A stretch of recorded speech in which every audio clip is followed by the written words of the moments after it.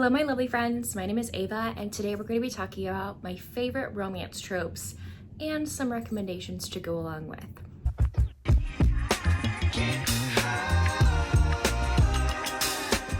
Want to hang out with us while we talk?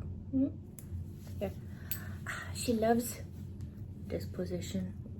So I made a whole entire list on my notes app on my phone and have compiled a bunch of my favorite romance book tropes, but for the sake of this video and because I don't want it to be a million years long, do you want to get down? Okay. I have only limited myself to 10 tropes. So I could make a part 2, part 3, part 4 video for sure. But we're just gonna stick to 10 tropes and 3 books I'd recommend that have that trope in it. I don't have a particular order for these tropes. I love them, so I don't have a particular order. The first one that I have is Grumpy Sunshine. I feel like this one is a fan favorite. A lot of my friends also love a good Grumpy Sunshine. I love when the hero's the grump or the heroine's the grump. Like, it's just fun all around. There are 3 recommendations that I would recommend that have the Grumpy Sunshine trope. I think these are like the quintessential cream of the crop with this trope. First is Everything for You by Chloe Lisa. This is her soccer romance. Both of these characters on the same soccer team. It's also age gap.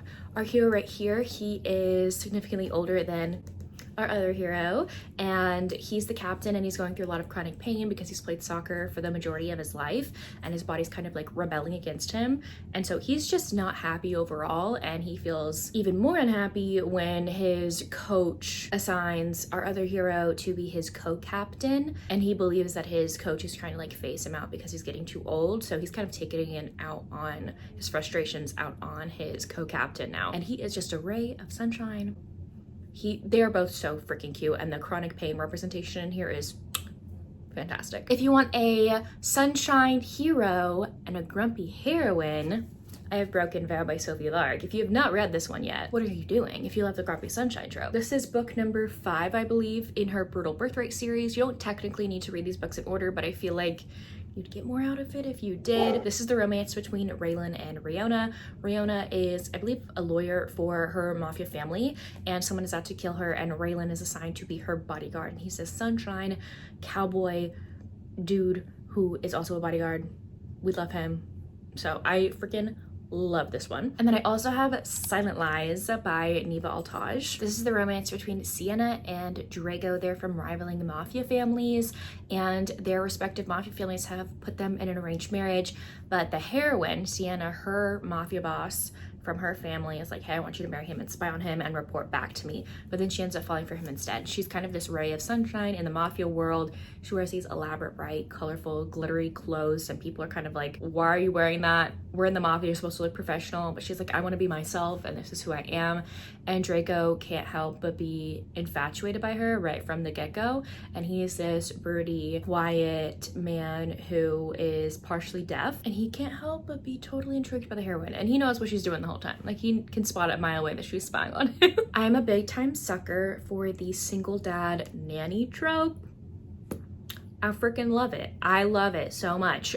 So 3 recommendations. First is Kingdom Fall. If you want a darker read, a mafia romance, our heroine gets hired to be the hero's son's nanny. There is a language barrier there, however, because the heroine is unable to speak. So she communicates by writing things down or via sign language. When she gets hired, she starts teaching the little boy sign, and he's very excited to learn. Anyway, our hero is very closed off and guarded, kind of like the last hero I mentioned, but the heroine has a lot of secrets. One of my favorite ones of all time that is so underrated, and I feel like no one has freaking read it, and they need to, is Untouchable by Talia Hibbert. I believe these 2 characters knew of each other in high school in this small town. They weren't friends, they didn't hang out or anything, but it's years later, our heroine has moved back to this small town. The hero, I believe, is a widower. No, I think his wife left him. I can't remember off the top of my head, but he's a single dad, okay? And he has 2 kids, and the heroine needs a job, so he hires her to be the kid's nanny, and it is one of my favorite nanny romances ever. There's so many scenes that stick out in here for me. I also adore, obviously, a Brittany Cherry book. This is Eleanor and Gray. We have 2 characters who almost were something in high school, but something happens to our heroine's family and she has to move across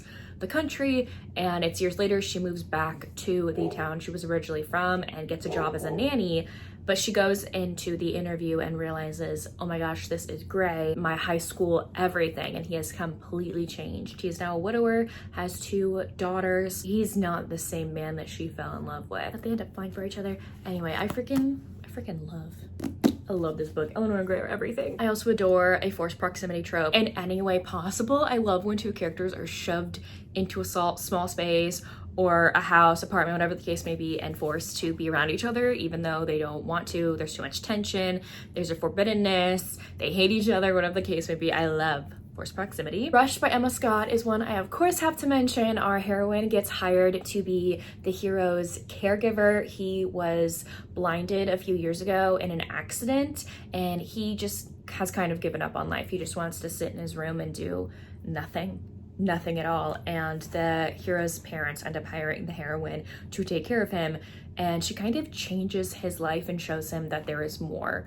to life than being able to see. A prime example is she is a student at Juilliard. She plays her violin and practices in the house, so they're staying in the same house. That's forced proximity. They're forced to share a space together, and when he hears her play, he like can't help but melt, even though he doesn't want to. He's this broody, stoic man. He's like, I can't, but he can't help it. He can't help it when he hears her play. A Promise of Fire by Amanda Boucher is such a fun one. This is a fantasy romance, and our heroine is a magical creature called a kingmaker, which has some magical powers that exist like once every 200 years in this fantasy world. This person has magical powers that is able to put kings on thrones. That's why it's called a kingmaker. Anyway, she's undercover in this traveling circus pretending to be a soothsayer, and our hero comes across her and knows immediately who she is and what powers she has, and he decides to kidnap her and chain her to himself. That's the forced proximity part. He chains her to himself and has her travel with him all the way back to his kingdom to help put his sister on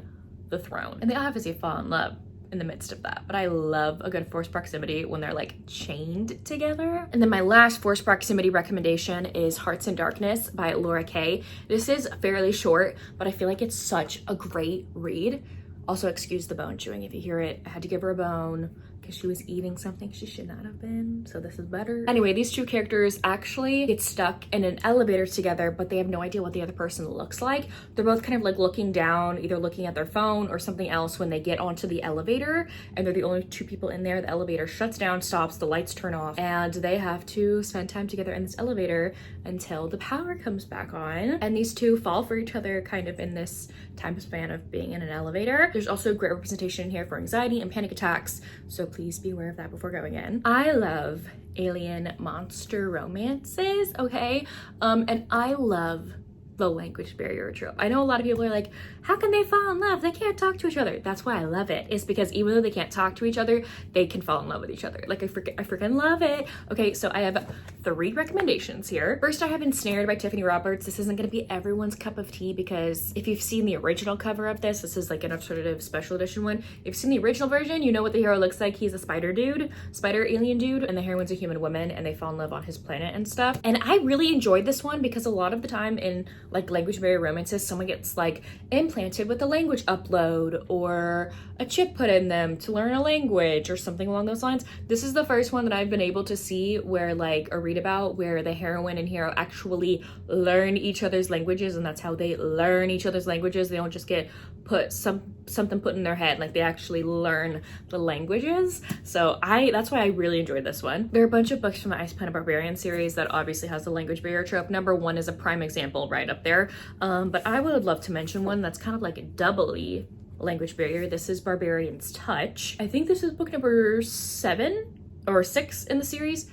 There are so many of them, I can't keep track. This is the romance between Lila and Rokon. Obviously, when human women crash on this ice planet, they don't know the language, so there's that. But also, Lila is deaf, and when the evil aliens kidnapped her from Earth, they took away her cochlear implant, so she is unable to hear. So there's kind of 2 language barriers on top of that because the hero got implanted with like an English language upload but not ASL, like because that wasn't an option. Honestly, they didn't know that she was gonna be deaf, like when they woke her up from cryogenic sleep, whatever. So there's like double language barrierness on here. But anyway, Lila gets kidnapped from a different alien and Rokon goes to save her. So it's one of my favorites in the series. Lastly, I have Transcendence by Shay Savage. This is a caveman romance. Our heroine gets sucked back in time to the caveman era, and she ends up falling for Ed, our caveman man. However, you get an author's note at the beginning of this book, like Ed, his brain is not able to compute languages at all. So he will never learn languages. They don't talk. There is no language in here. Like, the heroine tries to teach him stuff, his brain is not able to understand at all. So just please be aware of this. Like, he doesn't learn anything, barely anything, maybe like 1 or 2 things. But these two fall for each other anyway. And it was so cute. Like, I want more caveman romances in my life. And I've searched high and low. That's why I've like stuck to the barbarian alien ones, because that's the closest I can get.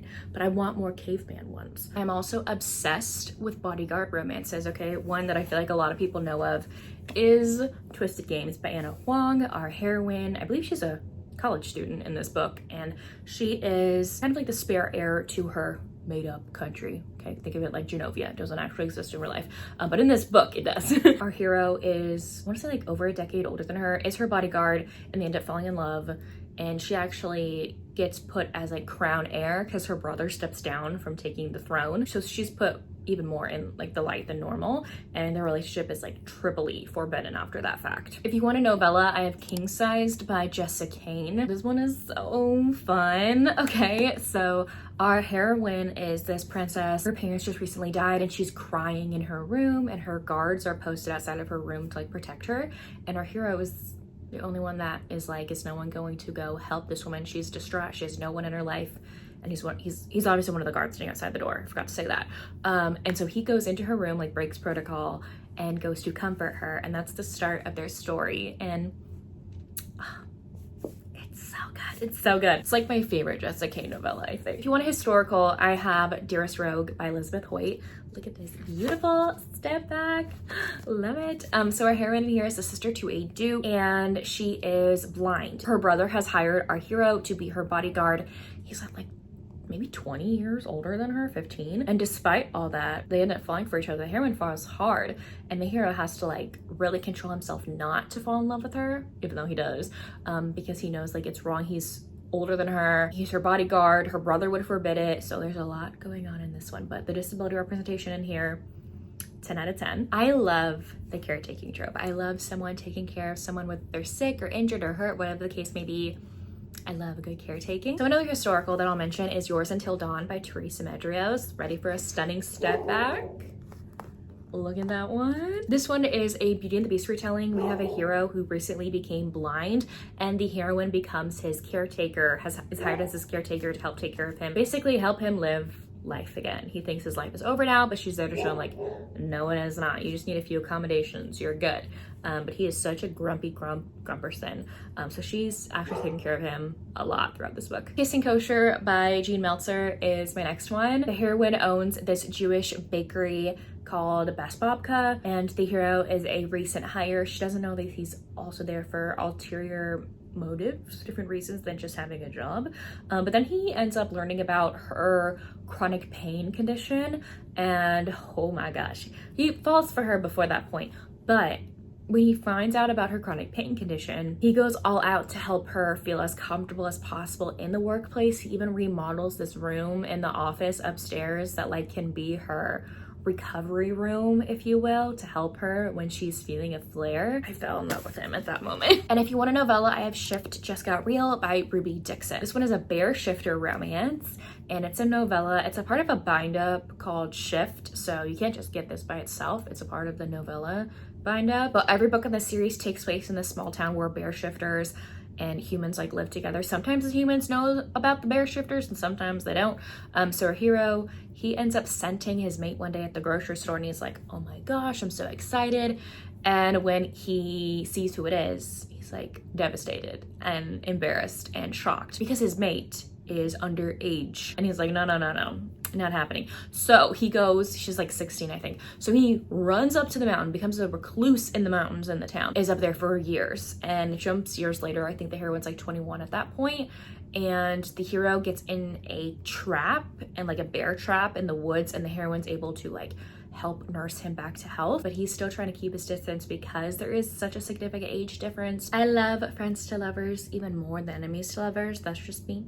and how I feel like Friends to Lovers is superior. Okay, so my favorite one, obviously, if you're not new to my channel, you would know it's Radiance by Grace Draven. It's a fantasy romance. These two characters get put into an arranged marriage. They think the other one is so ugly, but they get married anyway, and they become best friends, and then their friendship slowly morphs into romance and lust, and it is amazing. I freaking love it. I also have to mention Out on a Limb by Hannah Bonham Young.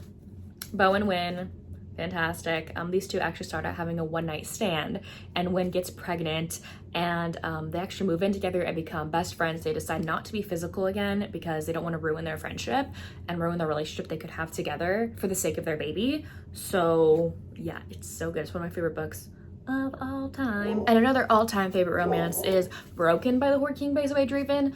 This one, however, is more of a friends to enemies to lovers. There's like an enemies in between there, but I'm still gonna count it for this. This one's an alien romance. So these two characters grew up in the same alien village on this alien planet. But the only interesting part is that the heroine is actually a human woman. Human child at that point, actually. And everyone else in the village are native aliens. They grow up being best friends, but there are people that ostracize her in the town. He's the only one that does not. He's kind of like the prince of the village. They become best friends, and they get to a point where they're like all grown up, and the heroine reveals her feelings to him in public, and he publicly rejects her, and she is devastated. And some other things happen, and they haven't seen each other in years after that point. And she utterly despises him because of other things as well.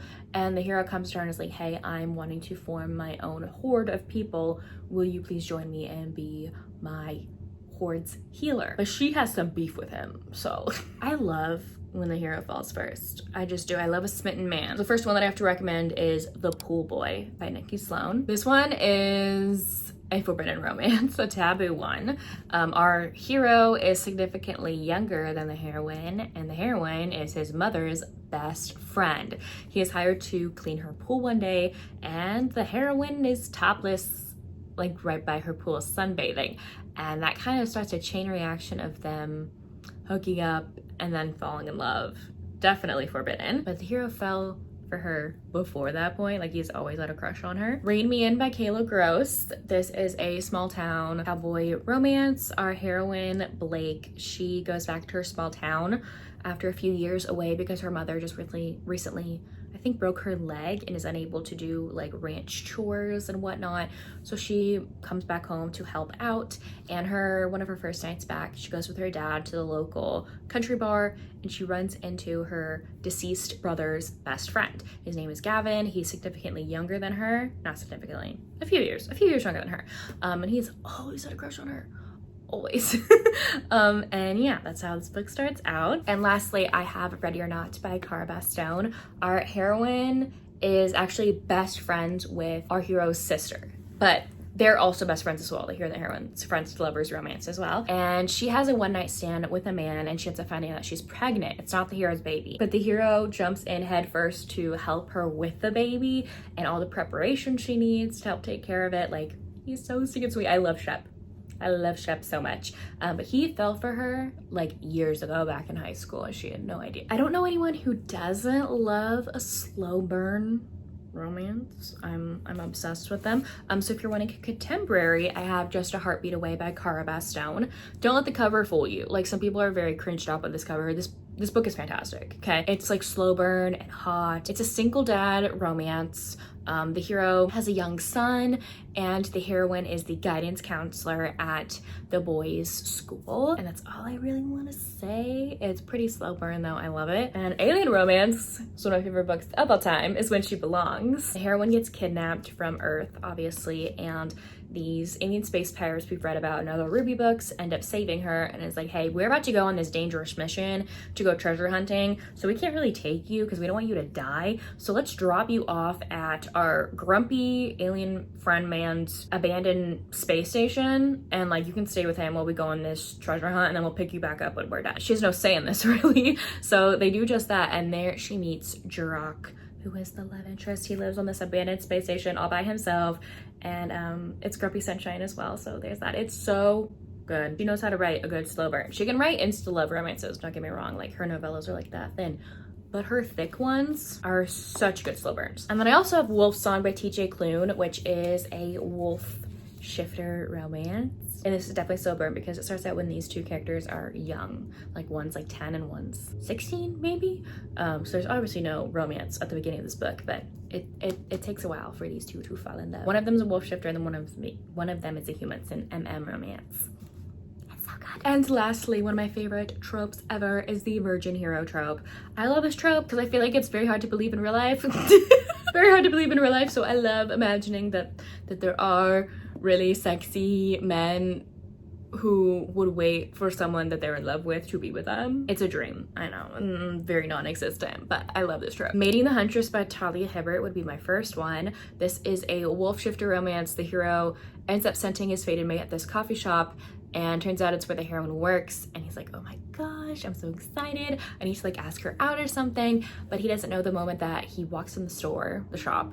The heroine knows exactly what he is. He's a werewolf shifter because she comes from a long line of werewolf hunters. That one's so fun. I also have Nerdgasm by Kimberly Reese. The hero is the TA in this college class and the heroine is one of the students. And the moment that she like notices him, she's like, okay, I want him please. And it's so good. And lastly, for an alien romance, I have Taken to Nobu by Elizabeth Stevens. The heroine has been sexually abused most of her life, so please be aware of that. The hero ends up rescuing her and taking her to his planet and finds out that they're fated mates, and they go through all these trials and stuff, and she has a lot of PTSD and trauma, so please be aware of that before going into this. But he has decided to like wait for her to be completely comfortable, and if she's not, she's not, but like he's finally found his person and he's gonna wait for her. Anyways, there you have it. Those are 10 romance tropes that I love with some recommendations. Let me know if you want me to do a part 2 to this video because I would definitely want to. And also let me know down below what your favorite books are a part of these tropes. I would love to know. And also I'd love to know your favorite tropes that were not in this video. If you don't feel like commenting anything else, you can leave me a planet emoji in the comment section down below. But anyways, thank y'all so much for watching. I will see y'all soon in my next one. Bye y'all.